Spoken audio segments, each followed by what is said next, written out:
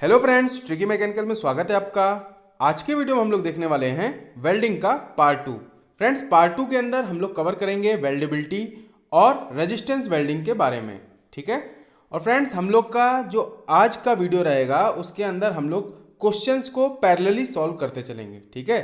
तो चलिए फ्रेंड्स, आगे बढ़ने से पहले हम लोग जो पिछला पार्ट 1 कवर किए थे उससे रिलेटेड इंजीनियरिंग सर्विसेज में कुछ क्वेश्चन आए थे, चलिए उसको सॉल्व कर लेते हैं, ठीक है। तो देखिए फ्रेंड्स, ये क्वेश्चन इंजीनियरिंग सर्विसेज 2014 का है। In liquid state welding process the zones formed are. तो फ्रेंड्स, मैंने आपको बताया था कि किसी भी मेटल की जब हम लोग वेल्डिंग कर रहे होते हैं उस टाइम पे 3 जोन बन रहे होते हैं। कौन कौन से?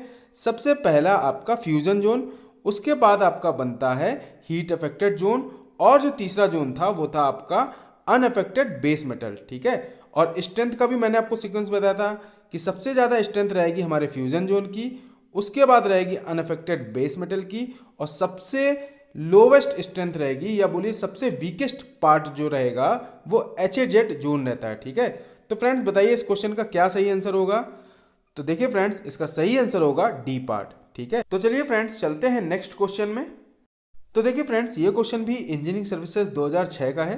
विच one of the following is not a fusion welding process? तो देखिए ऑप्शन दिया है gas welding, arc welding, brazing और रेजिस्टेंस वेल्डिंग। तो फ्रेंड्स, इसका सही आंसर क्या होगा? इसका सही आंसर होगा सी पार्ट, ठीक है। हम लोग ने फ्यूजन वेल्डिंग प्रोसेस को ऑलरेडी कवर किया है। उसके अंदर 4 पार्ट थे: gas welding, arc welding, resistance welding और आपका बीम एनर्जी मेथड्स, ठीक है। बीम एनर्जी में लेजर बीम और इलेक्ट्रॉन बीम वेल्डिंग आती है, ठीक है। तो फ्रेंड्स, इसका सही आंसर होगा सी पार्ट। तो फ्रेंड्स, चलते हैं नेक्स्ट स्लाइड में, और इस पर्टिकुलर स्लाइड के अंदर हम लोग बात करने वाले हैं वेल्डेबिलिटी की। तो वेल्डेबिलिटी क्या होता है? Weldability is ability of material to be welded, ठीक है। अगर सिंपल डेफिनेशन बात की जाए वेल्डेबिलिटी की, तो मटेरियल कितनी आसानी से वेल्ड हो सकता है, या बोलिए how easily a material can be welded, that is called weldability, ठीक है। तो देखिए फ्रेंड्स, अगर आपके पास 4 डिफरेंट टाइप के मटेरियल्स अवेलेबल हैं: एल्युमिनियम, कॉपर, कास्ट आयरन और माइल्ड स्टील, तो इसमें से सबसे ज़्यादा टिपिकल अगर किसी मटेरियल की वेल्डिंग होगी तो वो एल्युमिनियम की होगी, ठीक है। क्यों होगी? हम लोग नेक्स्ट आने वाली स्लाइड्स में यही सारी चीज़ें कवर करने वाले हैं। एल्युमिनियम से समवॉट बेटर रहेगा कॉपर, कॉपर से समवॉट बेटर रहेगा कास्ट आयरन, और सबसे अच्छी अगर इन चारों मटेरियल में किसी की वेल्डेबिलिटी होगी तो वो होगा माइल्ड स्टील, ठीक है। तो फ्रेंड्स, हम लोग ने मटेरियल साइंस के अंदर ऑलरेडी ये सारी चीज़ें सीखी हुई हैं कि जो माइल्ड स्टील मटेरियल होता है हमारा, उसको हम लोग इंडस्ट्रियल एरिया में या बोलिए डे टू डे लाइफ में इतना फ्रिक्वेंटली इसीलिए यूज करते हैं क्योंकि उसके अंदर बहुत ढेर सारी प्रॉपर्टीज़ हैं, ठीक है। और आप देख लो वेल्डेबिलिटी में भी, अगर आप देखो कि आपके पास 4 मटेरियल अवेलेबल थे: एल्युमिनियम, कॉपर, कास्ट आयरन और माइल्ड स्टील। तो देखिए इसमें भी सबसे अच्छी अगर किसी की वेल्डिंग की जो एबिलिटी है वो है आपकी माइल्ड स्टील में, ठीक है। तो फ्रेंड्स, आप लोग इस पर्टिकुलर सीक्वेंस को बहुत अच्छे से डबल स्टार मार्क करके नोट कर लो, ठीक है। क्योंकि किसी भी इंटरव्यू में जाओगे तो आप देख लो जो मोस्ट अबंडेंट मटेरियल अर्थ में रहता है वो है एल्युमिनियम, ठीक है। कास्ट आयरन एक आपका ब्रिटल मटेरियल है, और ब्रिटल मटेरियल में जो सबसे ज़्यादा फ्रिक्वेंट यूज होता है वो आपका कास्ट आयरन है। सिमिलरली स्टील को हम लोग ऑलरेडी जानते हैं कि जो सबसे ज़्यादा फ्रिक्वेंट फेरस मटेरियल यूज होता है वो आपका स्टील है। तो इसीलिए आपको ये एक सीक्वेंस याद होना बहुत ज़्यादा ज़रूरी है, ठीक है। तो चलिए फ्रेंड्स, अब हम लोग देख लेते हैं कि कौन कौन से ऐसे फैक्टर्स हैं जो वेल्डेबिलिटी पे अफेक्ट डालते हैं, ठीक है। तो फ्रेंड्स देखिए, वेल्डेबिलिटी पे बहुत ढेर सारे फैक्टर हैं जो अफेक्ट डालते हैं। उनमें आपकी हो गई physical properties, thermal properties, metallurgical properties और केमिकल प्रॉपर्टीज़, ठीक है। मेटलर्जिकल में क्या होगा? जो भी आपके ग्रेन्स के साइज वेरी करते हैं वो सारी चीज़ें। फिजिकल क्या हो गया? आपका मेल्टिंग पॉइंट हो गया, ठीक है। केमिकल प्रॉपर्टीज़ क्या हो गया? जो भी ऑक्सीजन के साथ एफिनिटी होती है किसी मटेरियल की, वो सारी चीज़ें केमिकल प्रॉपर्टीज़ के अंदर आ गई, ठीक है। और थर्मल प्रॉपर्टीज़ के अंदर क्या हो गया? जो भी हम लोग टेम्परेचर वेरी कराएंगे किसी मटेरियल का, उस पर क्या इफेक्ट आ रहा होगा। तो फ्रेंड्स, वेल्डेबिलिटी इन्हीं 4 प्रॉपर्टीज़ पे मेजरली डिपेंड करती है, ठीक है। तो चलिए फ्रेंड्स, हम लोग कुछ फैक्टर्स को देख लेते हैं। लेट से मेल्टिंग पॉइंट, ठीक है। तो आप बताओ मेल्टिंग पॉइंट का वेल्डेबिलिटी पे क्या इफेक्ट पड़ेगा? तो देखिए बहुत सिंपल सी चीज़ है, वेल्डेबिलिटी आपकी डिक्रीज हो जाएगी अगर किसी मटेरियल का मेल्टिंग पॉइंट बहुत हाई है या बोलिए मेल्टिंग पॉइंट बहुत लो है, ठीक है। तो हमेशा अगर आपको अच्छी वेल्डेबिलिटी चाहिए या बोलिए गुड वेल्डेबिलिटी चाहिए तो उस केस में आपको मेल्टिंग पॉइंट मिड रेंज का लेना पड़ेगा, ना ही बहुत ज़्यादा हाई और ना ही बहुत ज़्यादा लो। तो चलिए देख लेते हैं क्या प्रॉब्लम होगी अगर हम लोग बहुत ज़्यादा हाई मेल्टिंग पॉइंट ले लेंगे किसी मटेरियल का। तो देखिए होगा क्या कि जब हम लोग वेल्डिंग प्रोसेस परफॉर्म करते हैं तो कुछ ना कुछ फिलर मटेरियल का most of the welding process में यूज करते हैं, ठीक है। तो जब आप फिलर मटेरियल का देखोगे तो उसका मेल्टिंग पॉइंट तो एक लिमिटेड रहेगा, ठीक है। और जो आपका अगर बेस मेटल है तो अगर बेस मेटल का मेल्टिंग पॉइंट बहुत हाई है तो वो ईजिली वेल्ड ही नहीं हो पाएगा या बोलिए ईजिली मेल्ट डाउन ही नहीं होगा। और अगर मेल्ट नहीं होगा तो फ्यूजन प्रोसेस परफॉर्म ही नहीं होगी, और अगर फ्यूजन नहीं परफॉर्म होगा तो आपका वेल्डिंग होगा ही नहीं, ठीक है। तो इसीलिए बहुत ज़्यादा हाई मेल्टिंग पॉइंट नहीं चाहिए। फिर अगर बहुत ज़्यादा लो है आपका मेल्टिंग पॉइंट, जो भी आपका मटेरियल है उसका मेल्टिंग पॉइंट अगर बहुत लो है तो उस केस में क्या होगा, तो फ्रेंड्स उस केस में जो हमारा बेस मेटल है वो तो ईजिली मेल्ट डाउन हो जाएगा, लेकिन जो हमारा फिलर मटेरियल है उसको सर्टेन टेम्परेचर चाहिए रहेगा मेल्ट डाउन होने के लिए, ठीक है। तो आपको प्रॉपर फ्यूजन जोन नहीं मिल पाएगा। आप क्या चाह रहे थे, आप तो चाह रहे थे कि जो भी आपका बेस मेटल है वो भी मेल्ट डाउन हो, साथ ही साथ फिलर मटेरियल भी मेल्ट डाउन हो, और उससे आपको प्रॉपर फ्यूजन जोन मिलेगा और फाइनल वेल्डिंग आपको मिल जाएगी, ठीक है। लेकिन ऐसा इस केस में नहीं हो पाएगा क्योंकि जो आपका बेस मेटल है वो तो ईजिली मेल्ट डाउन हो जा रहा है और फिर वो कूलिंग होना भी स्टार्ट कर देगा, लेकिन जो आपका फिलर मटेरियल है उसको एक सर्टेन टेम्परेचर चाहिए। तो फ्रेंड्स अगर आपका मेल्टिंग पॉइंट बहुत ज़्यादा कम है या बहुत ज़्यादा हाई है, दोनों ही वेल्डेबिलिटी पे इफेक्ट डालता है। तो इसीलिए हमेशा जो मेल्टिंग पॉइंट होना चाहिए वो एक मिड रेंज का होना चाहिए। अब हम लोग बात करते हैं थर्मल कंडक्टिविटी की। तो फ्रेंड्स आप लोग बताओ कि वेल्डेबिलिटी पे थर्मल कंडक्टिविटी का क्या इफेक्ट होगा। तो बहुत सिंपल सी चीज़ है, आप लोग ने ईसीएम और ईडीएम वाला अगर लेक्चर अच्छे से कवर किया होगा तो आप बहुत आसानी से इसका आंसर बता सकते हो। तो देखिए फ्रेंड्स, अगर किसी मटेरियल की थर्मल कंडक्टिविटी बहुत ज़्यादा है तो उस केस में क्या होगा, उस केस में फ्रेंड्स जितनी भी हीट हमारे वेल्डिंग जोन में डेवलप होगी वो सारी की सारी डिस्ट्रीब्यूट हो जाएगी मटेरियल में, ठीक है। एक पर्टिकुलर एरिया में हम लोग वेल्डिंग की जो हीट होती है उसको कंसंट्रेट करना चाहते हैं, लेकिन अगर आपने कोई ऐसे मटेरियल की वेल्डिंग कर रहे हो जिसकी थर्मल कंडक्टिविटी हाई है तो वो पूरी की पूरी हीट एक एरिया में कंसंट्रेट ना हो करके डिस्ट्रीब्यूट हो जाएगी, और हमको जो डिजायर्ड प्रॉपर्टी चाहिए थी या बोलिए डिजायर्ड फ्यूजन जोन चाहिए था उसको लेने में बहुत ज़्यादा हीट एनर्जी रिक्वायर्ड हो जाएगी, ठीक है। तो फ्रेंड्स अगर जिस मटेरियल की हम लोग वेल्डिंग कर रहे हैं उसकी थर्मल कंडक्टिविटी हाई है तो वो हमारे मटेरियल के वेल्डेबिलिटी पे अफेक्ट डालेगी, ठीक है। किस वे में अफेक्ट डालेगी कि जितना अमाउंट ऑफ हीट आपने किसी वेल्डिंग जोन में डेवलप किया है वो हीट कंसंट्रेट ना रह करके डिस्ट्रीब्यूट हो जाएगी, और आपको desired amount of fusion zone को जनरेट करने के लिए एक्सेस एनर्जी रिक्वायर्ड होगी, ठीक है। तो एक तरीके से क्या हो रहा है, एक तरीके से जिस पर्टिकुलर एनर्जी का यूज करके आप फ्यूजन जोन को जनरेट कर सकते थे वो अब नहीं कर पा रहे हो, और वो क्यों नहीं कर पा रहे हो, क्योंकि आपकी वेल्डेबिलिटी में अफेक्ट आ गया है due to presence of high thermal conductivity of material, ठीक है। तो फ्रेंड्स आई थिंक आपको सारी चीजें क्लियर हो गई। अब हम लोग चलते हैं नेक्स्ट स्लाइड में। तो फ्रेंड्स अब आप लोग मुझे बताओ कि कार्बन का परसेंटेज किसी मटेरियल के अंदर जब हम बढ़ाएंगे तो वेल्डेबिलिटी पे क्या इफेक्ट आएगा।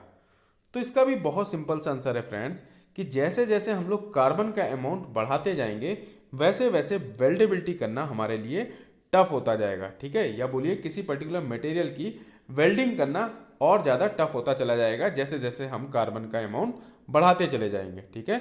और फ्रेंड्स वेल्डेबिलिटी क्यों डिफिकल्ट हो रही है कार्बन के बढ़ने से, बहुत सिंपल सी चीज़ है, जैसे जैसे कार्बन बढ़ेगा वैसे वैसे हार्डनेस बढ़ती जाएगी और मटेरियल के अंदर ब्रिटलनेस आती जाएगी, ठीक है। लेट से आपने फ्यूजन जोन को जनरेट भी कर लिया होगा तो उसके बाद जब वो कूलिंग होगा उस टाइम पे फ्रैक्चर होने के या बोलिए क्रैक फॉर्मेशन के चांसेस बहुत ज़्यादा हाई हो जाते हैं, ठीक है। तो देख लीजिए फ्रेंड्स मैंने यही चीज़ लिखी हुई है, high carbon lowest weldability due to high hardness, ठीक है। Low carbon good weldability. अब फ्रेंड्स डी पॉइंट पे आते हैं, कॉफिशिएंट ऑफ थर्मल एक्सपेंशन। तो फ्रेंड्स आप लोग बताओ कि कॉफिशिएंट ऑफ थर्मल एक्सपेंशन का क्या इफेक्ट आएगा वेल्डेबिलिटी पे।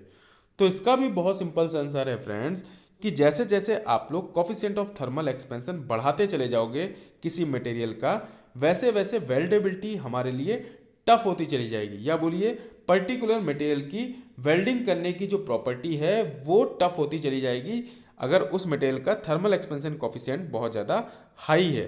ठीक है, तो देखिए फ्रेंड्स, होता क्या है कि अगर किसी मटेरियल का थर्मल एक्सपेंशन कोफिशिएंट बहुत हाई है तो हीटिंग करने में वो एक्सपेंड होगा, और जैसे आप कूल करोगे तो वो बहुत ही तेज़ी से कॉन्ट्रैक्ट करने की कोशिश करेगा, और इस पर्टिकुलर प्रोसेस के अंदर उसके मटेरियल के अंदर डेवलप हो जाएंगे रेजिडुअल स्ट्रेसेस, और उससे आपके क्रैक की फॉर्मेशन होने के चांसेस बहुत ज़्यादा हाई हो जाएंगे। ठीक है, तो फ्रेंड्स आई थिंक आप लोगों को कोफिशिएंट ऑफ थर्मल एक्सपेंशन का इफेक्ट वेल्डेबिलिटी पे क्या होगा ये समझ में आ गया है। ठीक है, तो हमेशा हम लोग चाहेंगे कि जो कोफिशिएंट ऑफ थर्मल एक्सपेंशन हो वो एक मिड रेंज का हो, ना ही बहुत ज़्यादा हाई हो और ना ही बहुत ज़्यादा लो हो। Similarly reactivity of metals with O2, तो किसी भी मेटल की O2 के साथ रिएक्टिविटी अगर बहुत हाई रहेगी तो उसका वेल्डेबिलिटी पे क्या इफेक्ट आएगा। तो फ्रेंड्स, आप लोग बहुत आसानी से बता सकते हो कि जितना ज़्यादा आपका मेटल रिएक्टिव रहेगा O2 के साथ उतनी ही ज़्यादा आपको वेल्डिंग करने में डिफ़िकल्टी आने वाली है। ठीक है, इसीलिए आपको पता होगा, आप लोग ने ऑलरेडी वेल्डिंग पढ़ा है तो आपको आइडिया होगा कि हम लोग वेल्डिंग करने के टाइम पे सील्डिंग गैसेस का यूज करते हैं। क्यों करते हैं? क्योंकि हम चाहते हैं कि किसी भी टाइप की एयर, किसी भी टाइप की गैसेस हमारे वेल्ड जोन में ना आए, क्योंकि फ्रेंड्स हम लोग चाहते हैं कि जो भी हमारे वेल्डेड जॉइंट हैं उनके अंदर हमको स्ट्रेंथ मिल सके।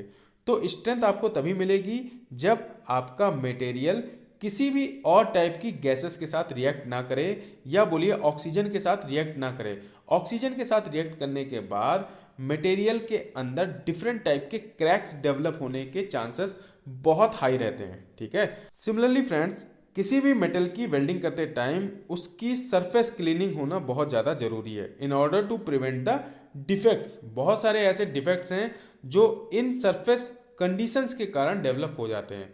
तो अगर आप चाहते हो कि किसी मटेरियल की वेल्डिंग बहुत इजीली आप परफॉर्म कर सको तो उस केस में आप लोग सबसे पहले मेटल की क्लीनिंग कर दो। ठीक है, जिस मटेरियल पे आप वेल्डिंग करने वाले हो उसकी क्लीनिंग करो, उसके बाद आप लोग वेल्डिंग ऑपरेशन को परफॉर्म करो। ठीक है, सिमिलरली फ्रेंड्स, इलेक्ट्रिकल रेजिस्टेंस का वेल्डेबिलिटी पे क्या इफेक्ट आएगा। तो देखिए फ्रेंड्स, जितना ज़्यादा इलेक्ट्रिकल रेजिस्टेंस हाई होगा उतना ही ज़्यादा करंट को फ्लो करने में डिफिकल्टी आएगी। ठीक है, तो इसीलिए इलेक्ट्रिकल रेजिस्टेंस बहुत ज़्यादा हाई नहीं होना चाहिए किसी भी मेटल का। ठीक है, तो फ्रेंड्स आई थिंक आपको सारे के सारे पॉइंट्स अच्छे से समझ में आ गए होंगे। अब हम लोग चलते हैं नेक्स्ट स्लाइड में। तो चलिए फ्रेंड्स, अब हम लोग बात करते हैं वेल्डेबिलिटी ऑफ एल्युमिनियम की, यानी कि एल्युमिनियम की जब हम लोग वेल्डिंग करते हैं तो उस टाइम पे क्या इफेक्ट आता है। तो देखिए, हम लोग ने ऑलरेडी पढ़ा है जो 4 मटेरियल का सीक्वेंस था उसमें सबसे लोवेस्ट जो वेल्डेबिलिटी थी वो थी हमारे एल्युमिनियम की। तो क्यों थी ऐसा, चलिए इसको जानते हैं। तो देखिए, एल्युमिनियम के साथ क्या दिक्कत है कि एल्युमिनियम ऑक्सीजन के साथ रिएक्ट करके एल्युमिनियम ऑक्साइड की एक लेयर फॉर्म कर देता है सरफेस के ऊपर, और जैसे ही एल्युमिनियम ऑक्साइड की लेयर फॉर्म होगी तो वो एल्युमिनियम ऑक्साइड की लेयर बहुत ही हार्ड और बहुत ही ब्रिटिल लेयर होती है। ठीक है, और इस लेयर के फॉर्म हो जाने के कारण वेल्डिंग करना एल्युमिनियम की हमारे लिए टफ होता चला जाता है। ठीक है फ्रेंड्स, दूसरा पॉइंट क्या है, या बोलिए जो सेकंड रीजन है कि वेल्डेबिलिटी ऑफ एल्युमिनियम क्यों लो रहती है, तो उसका सबसे बड़ा रीजन था कि ऑक्साइड लेयर फॉर्म हो जाती है, और दूसरा रीजन है एल्युमिनियम की हाई थर्मल कंडक्टिविटी। ठीक है, तो हमने ऑलरेडी प्रीवियस स्लाइड में पढ़ा है कि किसी भी मेटल की अगर हाई थर्मल कंडक्टिविटी है तो उस केस में वेल्डेबिलिटी हमको लो मिलती है। तो फ्रेंड्स, हमेशा याद रखिएगा एल्युमिनियम के लो वेल्डेबिलिटी का रीजन क्या है। फर्स्ट और प्राइमरी रीजन है ऑक्साइड लेयर फॉर्मेशन। तो एल्युमिनियम में एल्युमिनियम ऑक्साइड की एक ऑक्साइड लेयर फॉर्म होगी, और वो ऑक्साइड लेयर बहुत हार्ड और ब्रिटल होती है, जिससे हमको एल्युमिनियम की वेल्डिंग करने में डिफिकल्टी आती है। सेकंड रीजन क्या रहेगा, या बोलिए सेकेंडरी रीजन क्या है। सेकेंडरी रीजन है हाई थर्मल कंडक्टिविटी। तो फ्रेंड्स, ये दोनों पॉइंट आप लोग याद रखिएगा। अब अगर आपसे पूछा जाए कि आपको एल्युमिनियम की वेल्डिंग करनी है तो उस केस में सबसे बेस्ट वेल्डिंग कौन सी होगी। ठीक है, हम लोग ने ढेर सारी वेल्डिंग ऑलरेडी पार्ट 1 में कवर की है, तो आप बताओ कि कौन सी ऐसी वेल्डिंग मेथड होगा जो एल्युमिनियम पे बेस्ट सूट करेगा। तो फ्रेंड्स, फ्रिक्शन वेल्डिंग और TIG वेल्डिंग यानी कि टिग वेल्डिंग। फ्रिक्शन वेल्डिंग और टिग वेल्डिंग एल्युमिनियम के ऊपर बेस्ट सूटेड वेल्डिंग प्रोसेस है। ठीक है। तो इस चीज़ को आप लिख लेना डबल स्टार मार्क करके। ये सारी चीज़ें असर्शन रीजन में आती हैं। हम लोग आने वाले स्लाइड्स में इन सारे पर्टिकुलर टॉपिक पे बेस्ड क्वेश्चंस को सॉल्व करने वाले हैं, ठीक है। तो चलिए फ्रेंड्स चलते हैं नेक्स्ट स्लाइड में। और फ्रेंड्स जो भी आपका फ्रिक्शन एंड टीआईजी वेल्डिंग है, जब हम लोग पढ़ेंगे तो उस टाइम ये भी समझ लेंगे कि एल्युमिनियम के लिए ये पर्टिकुलर प्रोसेस बेस्ट क्यों है, ठीक है। तो चलिए फ्रेंड्स अब हम लोग बात करते हैं वेल्डेबिलिटी ऑफ कास्ट आयरन। तो फ्रेंड्स हम लोग को ऑलरेडी पता है कि कास्ट आयरन के अंदर जो कार्बन का कंटेंट होता है वो बहुत हाई रहता है, ठीक है। और हमने प्रीवियस स्लाइड में पढ़ा था कि जैसे जैसे कार्बन का कंटेंट हम बढ़ाते जाएंगे वैसे वैसे हमारी जो वेल्डेबिलिटी है वो डिक्रीज होती चली जाएगी, या बोलिए रिड्यूस होती चली जाएगी, ठीक है। क्यों ऐसा होता था? क्योंकि जितना कार्बन का कंटेंट हाई रहेगा उतनी ज़्यादा ब्रिटलनेस हमारे मटेरियल के अंदर देखने को मिलेगी, ठीक है। तो देखिए फ्रेंड्स, जब हम लोग कास्ट आयरन की वेल्डिंग करते हैं तो वेल्ड जोन के आसपास कार्बन का कंटेंट कलेक्ट हो जाता है, या बोलिए डिपॉजिट हो जाता है। उससे मार्टेनसाइट की फॉर्मेशन हो जाती है HZ पे। और हमको ऑलरेडी पता है कि HZ किसी भी वेल्डिंग एरिया का, या बोलिए किसी भी मेटल में जब हम वेल्डिंग कर रहे होते हैं तो उस टाइम पे 3 जोन मिलते हैं। HZ उनमें से वीकेस्ट जोन होता है। कौन कौन से 3 जोन मिल रहे थे? सबसे पहला आपको फ्यूजन जोन, दूसरा आपको मिल रहा था अनअफेक्टेड बेस मेटल, और तीसरा था आपका HZ। तो इन तीनों जोन के अंदर सबसे वीकेस्ट जो पार्ट था वो था हमारा HZ, और उसी HZ पे फॉर्म हो जा रहा था मार्टेनसाइट, ठीक है। तो आप समझ सकते हो कितनी ज़्यादा ब्रिटलनेस कास्ट आयरन के अंदर आ जाएगी। लेकिन फिर भी कास्ट आयरन की वेल्डिंग करना ईजी है इन कंपेरिजन विथ एल्युमिनियम, ठीक है। इस चीज़ को याद रखिएगा। और यहाँ पे क्या होता है कि जो वेल्डेबिलिटी कास्ट आयरन की डिक्रीज हो जाती है due to presence of high carbon, उसको हम लोग रिड्यूस कर सकते हैं with the help of pre heating और पोस्ट हीटिंग, ठीक है। फ्रेंड्स प्री हीटिंग और पोस्ट हीटिंग हम लोग जैसे जैसे लेक्चर्स में आगे बढ़ते जाएंगे, वेल्डिंग जैसे जैसे कवर करते जाएंगे, तब हम लोग इन सारी चीज़ों को डिटेल्स में समझेंगे। अभी के लिए आप इतना समझ लो, प्री हीटिंग का मतलब ये है कि जब हम लोग किसी मटेरियल की वेल्डिंग कर रहे होते हैं उस टाइम में वेल्डिंग करने से पहले मेटल को हम थोड़ा हीटअप कर देते हैं, सो दैट जो भी हमारा मेटल है वो अकस्टम्ड हो जाए, या बोलिए उस पर्टिकुलर टेम्परेचर पे वेल्डिंग होने के लिए रेडी हो जाए, ठीक है। इससे क्या इफेक्ट होगा? इससे जो आपके एक टेम्परेचर डिफरेंस के कारण क्रैक्स की फॉर्मेशन हो रही थी वो रिड्यूस हो जाएगी, ठीक है। तो इस चीज़ को याद रखिएगा। जो भी हम प्री हीटिंग और पोस्ट हीटिंग परफॉर्म कर रहे होते हैं उसका मेन रीजन होता है कि क्रैक फॉर्मेशन को रिड्यूस करना, ठीक है। इन सारी चीज़ों को डिटेल में हम लोग आने वाले वीडियोस में कवर करने वाले हैं। तो फ्रेंड्स अब हम लोग बात करते हैं कास्ट आयरन के लिए बेस्ट वेल्डिंग प्रोसेस की। तो हमेशा याद रखिएगा कास्ट आयरन के लिए जो बेस्ट वेल्डिंग प्रोसेस है वो है आपका ऑक्सी एसिटिलीन वेल्डिंग। फ्रेंड्स आप लोग यहाँ पे ब्रेजिंग को करेक्ट कर लेना, ऑक्सी एसिटिलीन वेल्डिंग कर लेना, ठीक है। और सेकंड बेस्ट मेथड कौन है? सेकंड बेस्ट मेथड है shielded metal arc welding, SMAW, ठीक है। तो फ्रेंड्स फर्स्ट प्रायोरिटी देना है आपको ऑक्सी एसिटिलीन वेल्डिंग को, उसके बाद सेकंड प्रायोरिटी है आपकी SMAW प्रोसेस। तो फ्रेंड्स आई थिंक सारी चीज़ें क्लियर हैं। अब हम लोग चलते हैं नेक्स्ट स्लाइड में। तो फ्रेंड्स इस पर्टिकुलर स्लाइड में हम लोग बात करने वाले हैं वेल्डेबिलिटी ऑफ स्टेनलेस स्टील। तो देखिए फ्रेंड्स, स्टेनलेस स्टील के अंदर जो निकिल और क्रोमियम का कंटेंट अवेलेबल रहता है वही आपके वेल्डेबिलिटी में डिफिकल्टी लाता है, ठीक है। स्टील की जब आप वेल्डिंग कर रहे होते हो उस टाइम पे स्टील के अंदर कितना अमाउंट ऑफ क्रोमियम प्रेजेंट है या कितना अमाउंट ऑफ निकिल प्रेजेंट है, वही डिफिकल्टी क्रिएट करता है वेल्डिंग करने में, ठीक है। तो फ्रेंड्स आप लोग इस पर्टिकुलर पॉइंट को याद रखना कि क्रोमियम और निकिल का जो कंटेंट रहता है वही डिफिकल्टी क्रिएट करता है हमारे वेल्डिंग ऑफ स्टेनलेस स्टील में, ठीक है। और दूसरी जो सबसे इंपॉर्टेंट चीज़ है याद करने की वो ये कि स्टेनलेस स्टील 3 टाइप्स के होते हैं, ऑस्टेनेटिक, फेरेटिक और मार्टेनसिटिक। फ्रेंड्स हम लोग ने मटेरियल साइंस में इस पर्टिकुलर चीज़ को अभी तक कवर नहीं किया है, लेकिन बहुत जल्द जब हम लोग इंजीनियरिंग सर्विसेज का कुछ 3-4 टॉपिक जो बच रहे हैं उनके अंदर हम लोग इसको मिसलिनियस सीरीज में कवर करेंगे, ठीक है। आप लोग को बेसिक आइडिया होना बहुत ज़रूरी है कि ऑस्टेनेटिक, फेरेटिक और मार्टेनसिटिक स्टील में कौन सा सबसे ज़्यादा यूज होता है, ऑस्टेनेटिक स्टील का नाम ऑस्टेनेटिक क्यों है, कौन सा इनमें से मैग्नेटिक होता है, कौन सा नॉन मैग्नेटिक होता है, नॉन मैग्नेटिक क्यों होता है, ये सारी की सारी चीज़ें हम लोग मिसलिनियस सीरीज के अंदर कवर करेंगे मटेरियल साइंस में, ठीक है। फ्रेंड्स अभी के लिए बस आप लोग इतना समझ लो कि ऑस्टेनेटिक और फेरेटिक और मार्टेनसिटिक के अंदर जो सबसे ज़्यादा इजीली वेल्डेबल है वो है आपका ऑस्टेनिटिक स्टेनलेस स्टील, ठीक है। और इसी का हम लोग मोस्टली यूज करते हैं इंडस्ट्री के अंदर। ऑलमोस्ट 70% एप्लीकेशन होता है ऑस्टेनिटिक स्टेनलेस स्टील का, ठीक है। उसके बाद फेरेटिक, आप अगर ऑस्टेनिटिक और फेरेटिक स्टेनलेस स्टील को कंबाइन कर लो तो 90% जो एप्लीकेशंस हम लोग देखते हैं प्रैक्टिकल लाइफ के अंदर स्टील का, वो इन्हीं दोनों स्टील्स के अंदर कवर हो जाते हैं, ठीक है। तो इस चीज़ को याद रखिएगा। और फ्रेंड्स, अगर मैं पूछूं आपसे कि स्टेनलेस स्टील की वेल्डिंग करने के लिए बेस्ट प्रोसेस कौन सी है, तो फ्रेंड्स बेस्ट प्रोसेस है टिग, यानी कि टंगस्टन इनर्ट गैस वेल्डिंग। और दूसरी जो बेस्ट प्रोसेस है वो है आपका इलेक्ट्रिक आर्क वेल्डिंग, ठीक है। तो फ्रेंड्स, आप लोग ये सारी की सारी चीज़ें याद रखो। जो भी मैंने आपको बेस्ट वेल्डिंग मेथड बताए हैं वो आपको याद होने बहुत ज़्यादा ज़रूरी हैं। साथ ही साथ किसी भी इंटरव्यू में जाओगे तो जो बेसिक मटेरियल्स हैं उसके लिए बेस्ट वेल्डिंग मेथड क्या होते हैं वो आपको आइडिया होना बहुत ज़्यादा ज़रूरी है, ठीक है। तो मैंने यहाँ पे सिर्फ आपको बेसिक चीज़ें कवर कराई हैं। कास्ट आयरन, फिर आपका स्टेनलेस स्टील, सिमिलरली आपका एल्यूमिनियम, ठीक है। तो चलिए फ्रेंड्स, अब हम लोग कुछ क्वेश्चन सॉल्व कर लेते हैं। तो देखिए फ्रेंड्स, ये क्वेश्चन इंजीनियरिंग सर्विसेज 2012 में आया है। Which one of the following factor improves weldability of steel. तो फ्रेंड्स, इसमें फर्स्ट ऑप्शन है low carbon content, high carbon content, good affinity to oxygen and poor affinity to oxygen. तो हम लोग ने इन सारी चीज़ों को बहुत अच्छे से समझा हुआ है।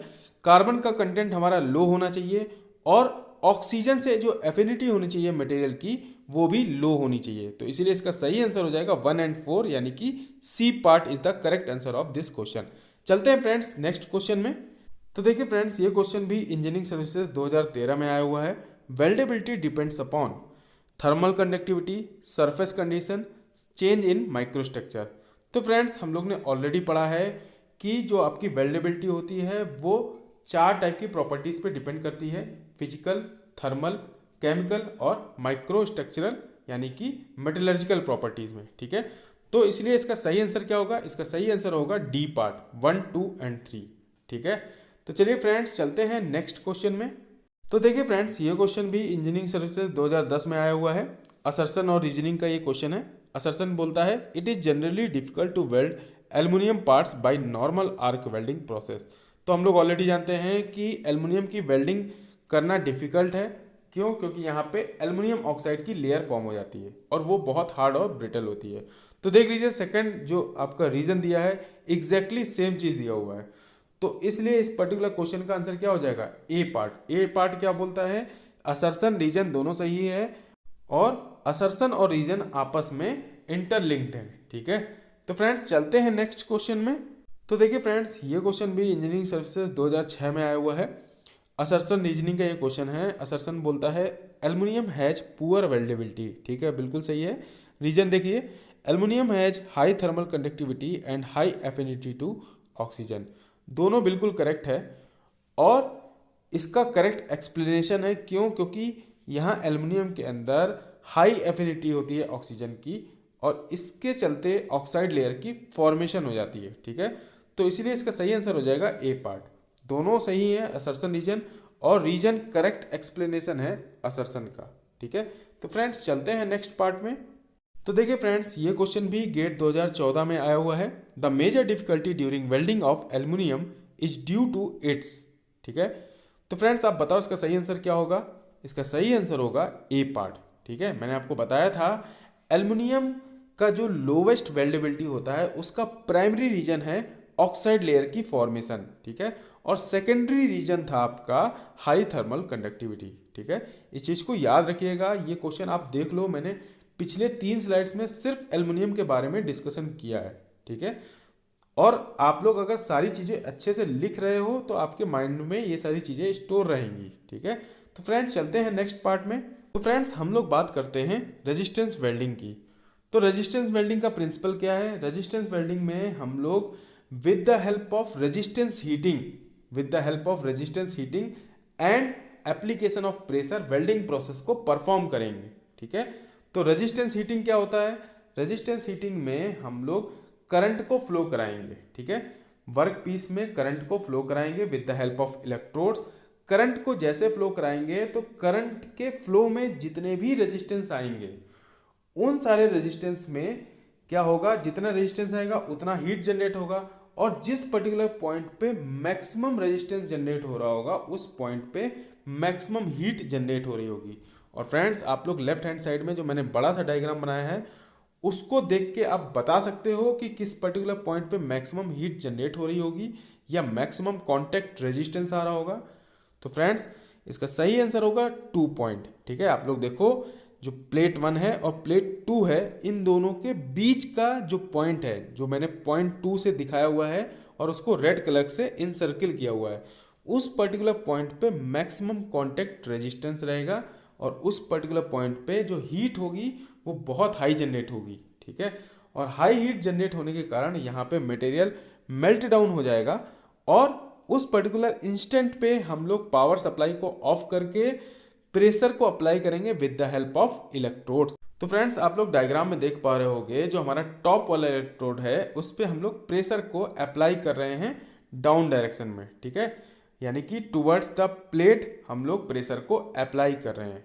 ठीक है, तो यहाँ पे क्या होता है, यहाँ पे सबसे पहले हम लोग पावर सप्लाई को ऑन करेंगे। पावर सप्लाई से कनेक्टेड होते हैं हमारे कॉपर बेस्ड इलेक्ट्रोड। ठीक है, इलेक्ट्रोड किस मटेरियल का होगा, आइदर कॉपर का होगा, आइदर टंगस्टन का होगा। ठीक है, अगर आप चाहते हो इलेक्ट्रोड में किसी भी टाइप का वियर ना हो, ठीक है, तो उस केस में आप टंगस्टन का भी बना सकते हो, लेकिन मोस्ट ऑफ द टाइम जो इलेक्ट्रोड होते हैं वो कॉपर के रहते हैं। ये चीज़ आप लोग डबल स्टार मार्क करके नोट डाउन कर लो।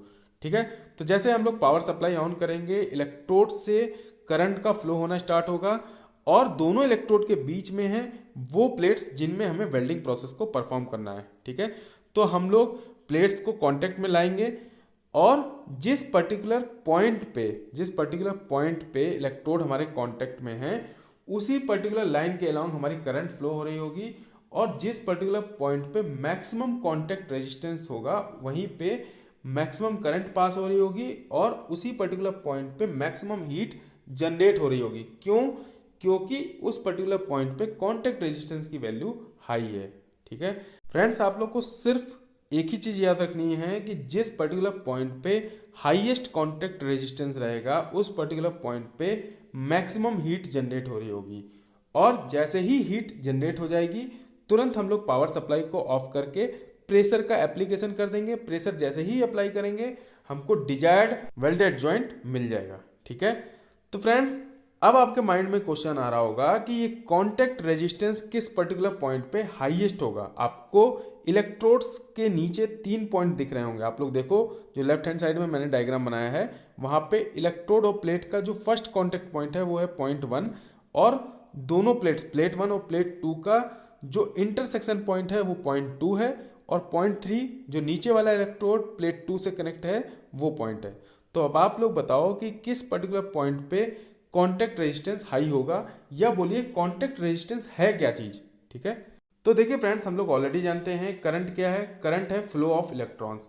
तो उस इलेक्ट्रॉन के फ्लो में जो भी रुकावट आएगी, जो भी हिंड्रेंस आएगी, उसी को हम लोग बोलेंगे रेजिस्टेंस। तो देखिए, इलेक्ट्रोड से जैसे ही हम लोग करंट को पास करेंगे मेटल के थ्रू, तो कौन सा ऐसा पॉइंट है जिसपे मैक्सिमम रेजिस्टेंस आ रहा होगा करंट के फ्लो में। तो फ्रेंड्स वो होगा पॉइंट 2। क्यों होगा पॉइंट 2? क्योंकि जो भी हमारी दो प्लेट्स आपस में कनेक्ट होंगी, कितना ही आप उसको आपस में क्लोज कर दीजिए या स्क्वीज कर दीजिए, कुछ ना कुछ एयर गैप प्रेजेंट रहेगा उन मटेरियल्स के बीच में या उन दोनों प्लेट्स के बीच में। ठीक है, हमको पता है ऑलरेडी कि जो भी दो प्लेट्स होंगी उनके बीच में कुछ ना कुछ डिसकंटिन्यूटी होगी, कुछ ना कुछ एस्पेरिटीज रहेंगी और वहां पे एयर प्रेजेंट हो जाएगी। ठीक है, और इसी एयर के प्रेजेंट हो जाने के कारण उस पर्टिकुलर पॉइंट 2 पे हमको मैक्सिमम रेजिस्टेंस देखने को मिलता है, या बोलिए मैक्सिमम हीट जो जनरेट हो रही होगी वो पॉइंट 2 पे हो रही होगी। फ्रेंड्स, अब आप लोग सबसे टॉप पे जो मैंने ब्लैक कलर से डायग्राम बनाया उसको देखो। Between 1 and 2, between plate 1 and 2 आपको एक एस्पेरिटीज दिख रही होगी। ठीक है, तो फ्रेंड्स इन एस्पेरिटीज के बीच में एयर प्रेजेंट है। ठीक है, एयर के प्रेजेंट होने से क्या होगा कि जो हमारी करंट पास हो रही थी उस करंट के पास होने के टाइम पे मैक्सिमम रेजिस्टेंस इस पर्टिकुलर पॉइंट 2 पे आ रहा है, और क्योंकि जब रेजिस्टेंस हाई रहेगा तो हम ऑलरेडी जानते हैं कि जितना हाई रेजिस्टेंस होगा उतनी ही ज़्यादा आपकी हीटिंग जनरेट होगी। फ्रेंड्स, आप लोगों ने देखा होगा कि जो घरों में वायर्स यूज होते हैं, ठीक है, आपने देखा होगा कि वायर्स में एक पर्टिकुलर टाइम तक जब करंट पास हो रही होती है तो धीमे धीमे धीमे धीमे एक ऐसा भी टाइम आता है कि जब आप वायर्स को टच करने जाओगे तो वो गर्म लगने लगते हैं। ठीक है, तो ये जो गर्म लग रहे होते हैं क्यों होते हैं? क्योंकि वायर्स के अंदर रेजिस्टेंस हीटिंग जो है वो बहुत ज़्यादा जनरेट हो जाती है। ठीक है, तो देखिए फ्रेंड्स, इस पर्टिकुलर प्रोसेस के अंदर हम लोग हाई करंट का यूज करते हैं, लो वोल्टेज रहता है, और जो भी हम लोग कॉन्टैक्ट रेजिस्टेंस में हीटिंग जनरेट कर रहे हैं वो बहुत ही कम टाइम में हाई करंट भेजने के कारण हमें देखने को मिलती है। ठीक है, हम लोग अराउंड 10,000 टू 15,000 एम्पियर करंट का यूज करते हैं।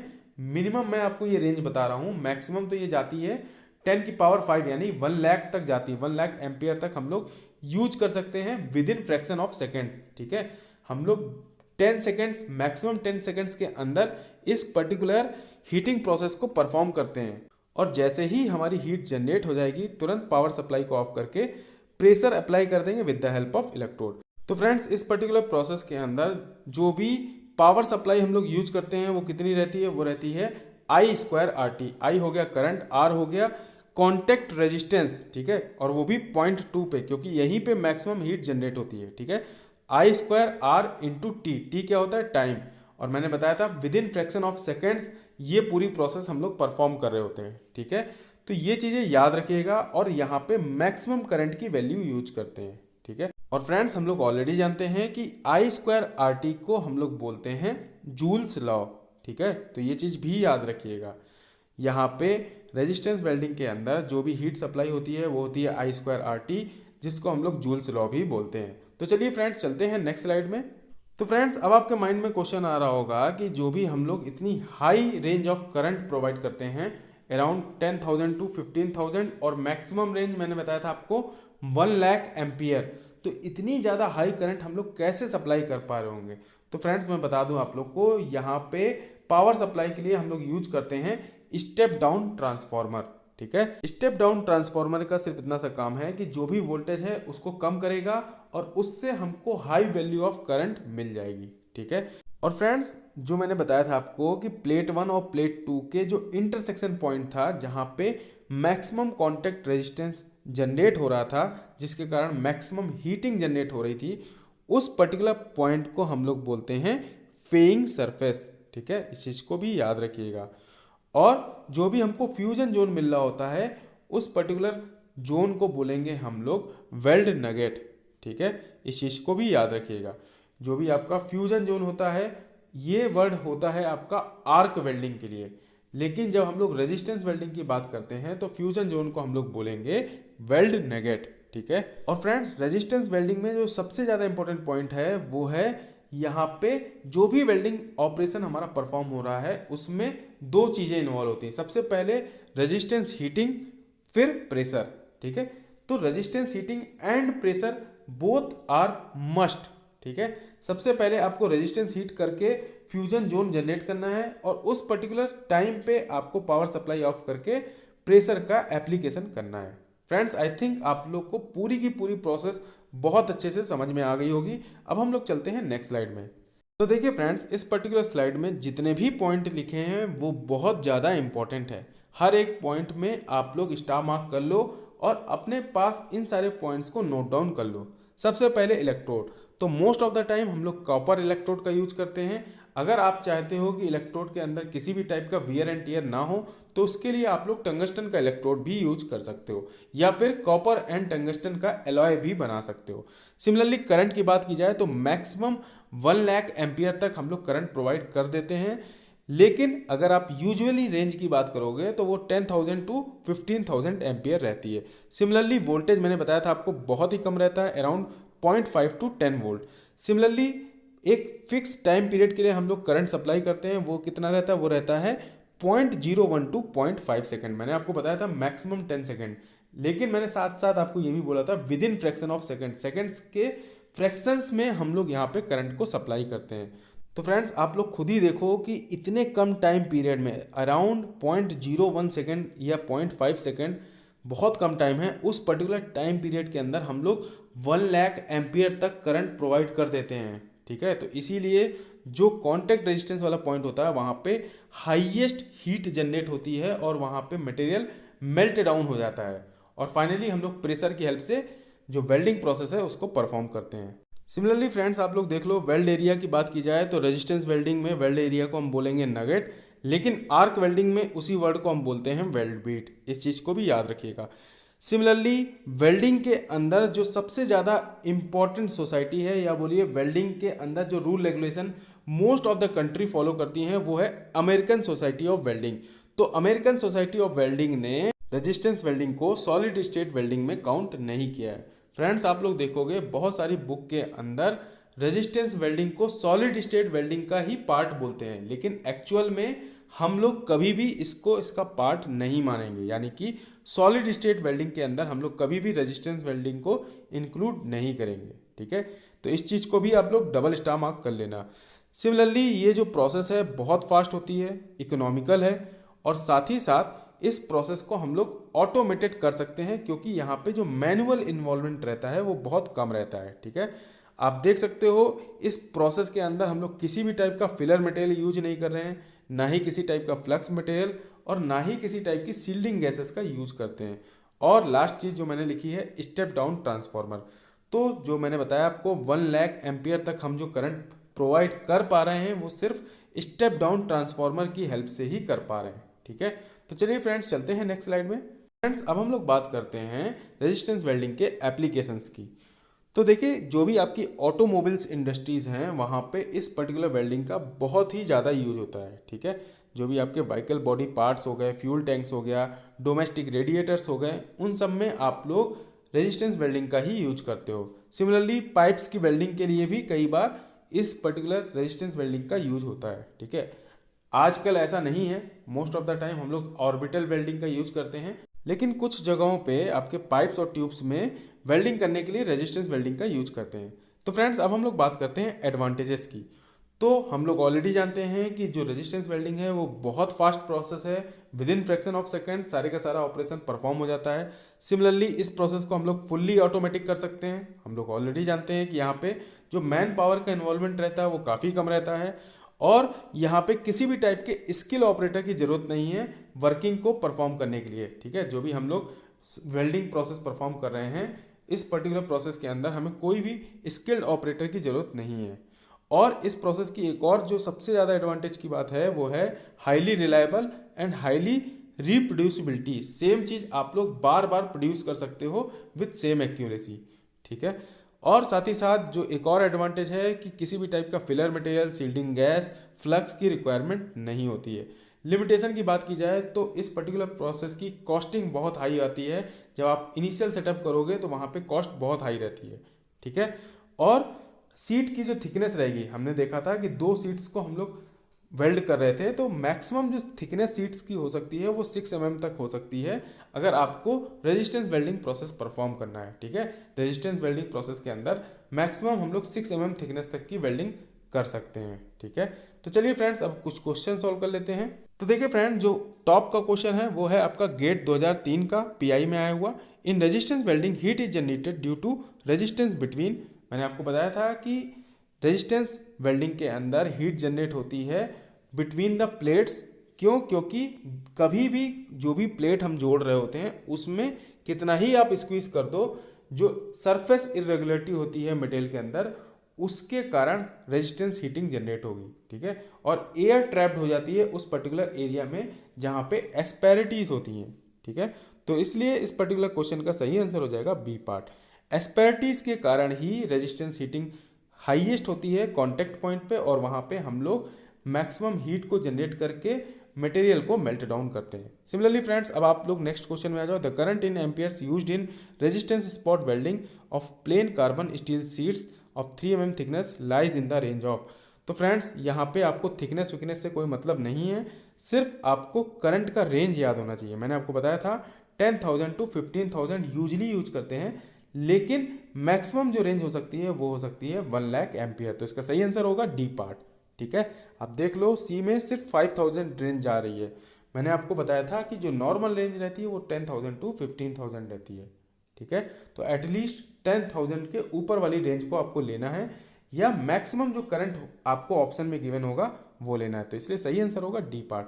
चलते हैं नेक्स्ट क्वेश्चन में। तो देखिए फ्रेंड्स, ये क्वेश्चन भी इंजीनियरिंग सर्विसेज 2001 में आया हुआ है। The maximum heat in resistance welding is at the, तो हम लोग जानते हैं कि मैक्सिमम हीट कहाँ पे जनरेट होती है, वो होती है interface between the two plates जो भी ज्वाइंट कर रहे होते हैं। ठीक है, तो इसका सही आंसर हो जाएगा डी पार्ट। ठीक है फ्रेंड्स, हम लोग ऑलरेडी जानते हैं कि जो भी दो प्लेट्स आपस में हम लोग कनेक्ट कर रहे होते हैं या ज्वाइंट कर रहे होते हैं, उन दोनों प्लेट्स के जो बीच का या बोलिए इंटरसेक्शन पॉइंट होगा, वहीं पे मैक्सिमम कांटेक्ट रेजिस्टेंस डेवलप होता है और उसी के कारण मैक्सिमम हीट जनरेट होती है। ठीक है फ्रेंड्स, आई थिंक सारी चीज़ें क्लियर है। अब हम लोग चलते हैं नेक्स्ट स्लाइड में। तो देखिए फ्रेंड्स, ये क्वेश्चन भी इंजीनियरिंग सर्विसेज 2003 का क्वेश्चन है। In resistance welding heat is generated due to the resistance between, तो मैंने आपको बताया था एस्पेरिटीज बिटवीन टचिंग प्लेट्स, यानी कि बी पार्ट इस क्वेश्चन का भी सही आंसर है। तो आप देख लो फ्रेंड्स, सेम टाइप के क्वेश्चन कितनी बार आए हैं एग्जाम के अंदर। ठीक है, तो इसीलिए सारे लेक्चर्स को आप लोग सिंसियरली अटेंड करो, एक भी क्वेश्चन आपके गलत नहीं होने वाले। और हम लोग ऑलरेडी जितने भी अच्छे क्वेश्चंस आए हुए हैं प्रीवियस ईयर में, वो सारे के सारे क्वेश्चन यहाँ पे डिस्कस करेंगे इस लेक्चर सीरीज के अंदर। ठीक है, तो चलिए फ्रेंड्स चलते हैं नेक्स्ट क्वेश्चन में। तो फ्रेंड्स देख सकते हैं, ये क्वेश्चन भी 1992 में आया हुआ है गेट में। फॉर रेजिस्टेंस स्पॉट वेल्डिंग, आपको कुछ भी नहीं देखना है, जहां आपको रेजिस्टेंस वेल्डिंग दिखे उसमें सबसे ज़्यादा करंट की वैल्यू देखनी है, वो है आपका डी पार्ट। तो 10,000 एम्पियर सबसे ज़्यादा इसी में है, तो इसीलिए इसका सही आंसर हो जाएगा डी पार्ट। ठीक है, तो फ्रेंड्स अब हम लोग मिलेंगे नेक्स्ट वीडियो में, और वहाँ हम लोग जितने भी गेट में रेजिस्टेंस वेल्डिंग पे बेस्ड न्यूमेरिकल्स आए हैं उनको सॉल्व करेंगे। इवन इंजीनियरिंग सर्विसेज में भी जो भी क्वेश्चन आए होंगे न्यूमेरिकल बेस्ड, उनको सॉल्व करेंगे। ठीक है, तो फ्रेंड्स मिलते हैं नेक्स्ट वीडियो में, तब तक के लिए हंसते रहिए, मुस्कुराते रहिए। लाइफ में ऑलरेडी बहुत टेंशन है, हम लोग दूर करेंगे मुस्कुरा के। वीडियो अच्छा लगे तो लाइक कीजिएगा और कमेंट करके बताइएगा। Thank you friends.